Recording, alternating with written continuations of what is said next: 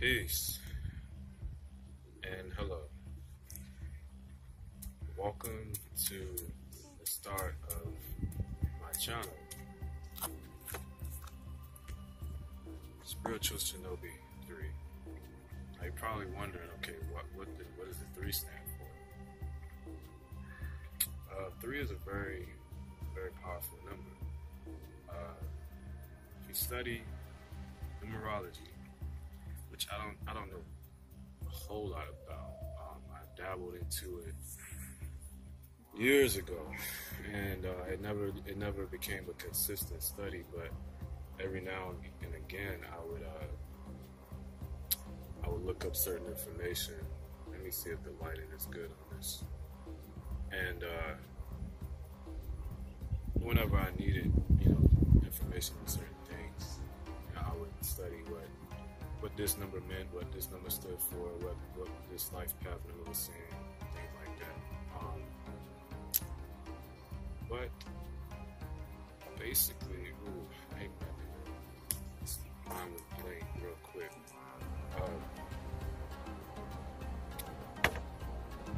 But basically, number 3. It's a very powerful number. It goes all the way back to ancient times.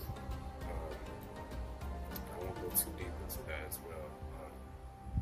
My knowledge is very vague, but in a nutshell, number 3.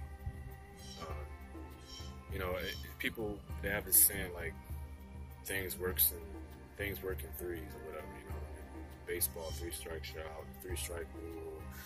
And 3 also, is the number of creation. There's a lot of, if you go deep into it and you study that number, you'll realize that it's a very powerful number.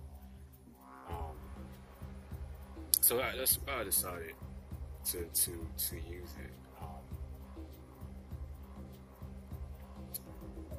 But what you're going to see, what you're going to get from this channel is spiritual insight and to martial arts, as well as training videos, things of that nature, a lot of stuff that I've learned over the years. I've studied Wing Chun. I taught myself for 5 consistent years how to use a boken. And also this this is a shorter variation right here of the boken that I'll be using. But I like one of my favorite. I can use single sword, but my favorite is the combination of the short edge blade, in which I just showed you, and the boken, the dual hands, which is the dual. I thought I wasn't recording. I was like, well, I'm sitting here talking. The dual combination of the short edge blade and the boken is, or the katana, is very deadly in the right hands. Miyamoto Musashi, famous samurai legend. He wrote this book here, the Book of 5 Rings.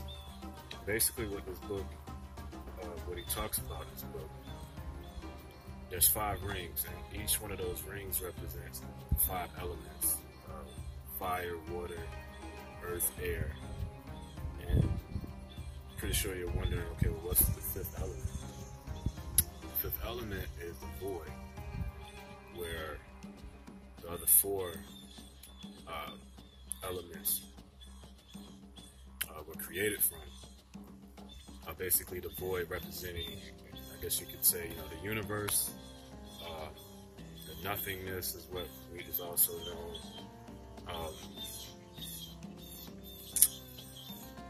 And he created a formula. I mean, because feudal Japan back in those days was very violent. They had a lot of quarrels that was going on for many different reasons. Political,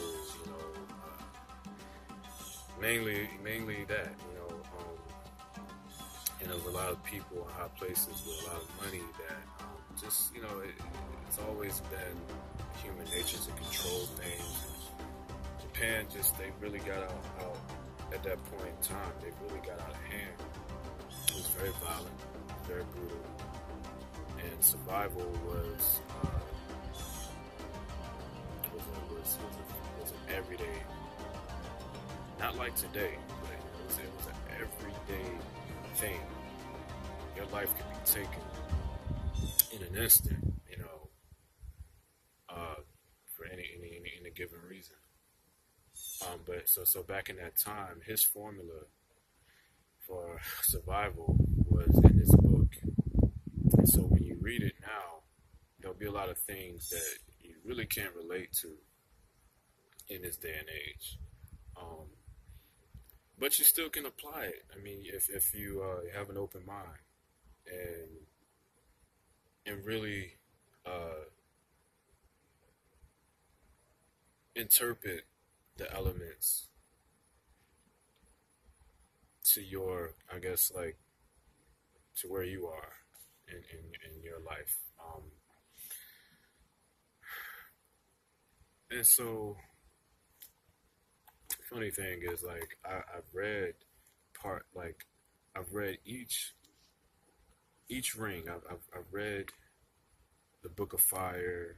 In the book, in the book itself, each part, when you get to the different ring, is considered a book. So he'll say the Book of Fire, the Book of Water, the Book of Air.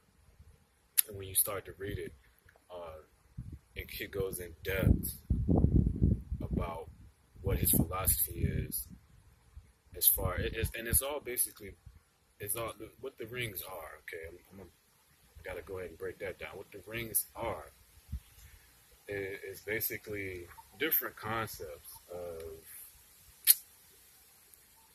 or different strategies on the battlefield, okay, as a swordsman. And so I'm going to kind of point out a little bit. I'm not going to sit here and just read the book, but so like the Book of Water,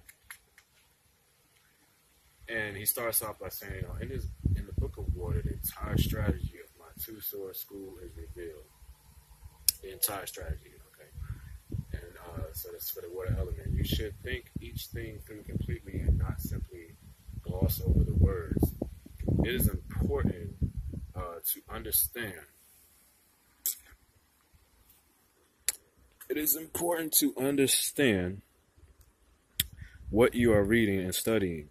Should you approach a concept that you do not understand, it would be foolish if you are making the warrior way your lifestyle to continue on.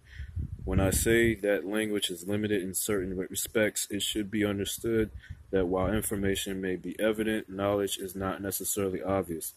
There are hidden meanings, not to be confused with non-understandable things, that must be thought through consistently until you reach an understanding. When you reread this book, you will see another level of understanding come to light. In fact, each time you pick the book up to study it again, you will interpret the teachings differently. This does not mean that your previous understanding was wrong. It simply means that you are proceeding to ask the spirit of the thing to reveal itself on a higher level. I don't even know if the camera was right, positioned right, and you saw what I was reading.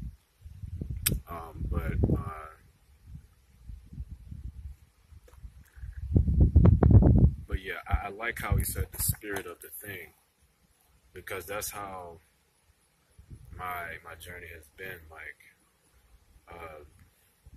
Just in my practice, it's like he says it a lot in this book. If you don't understand the spirit of the thing, then why even bother? And I discovered spiritually why martial arts was important to me. But I'm going to go ahead and end this because I'm new to this YouTube thing. I know we have the 10-minute mark. There's other people who put 2 to 5 hours of video on there, and I don't know how to do that yet. So I'm going to shorten this one, but I'm going to continue in the next video, my introduction to my channel. Peace.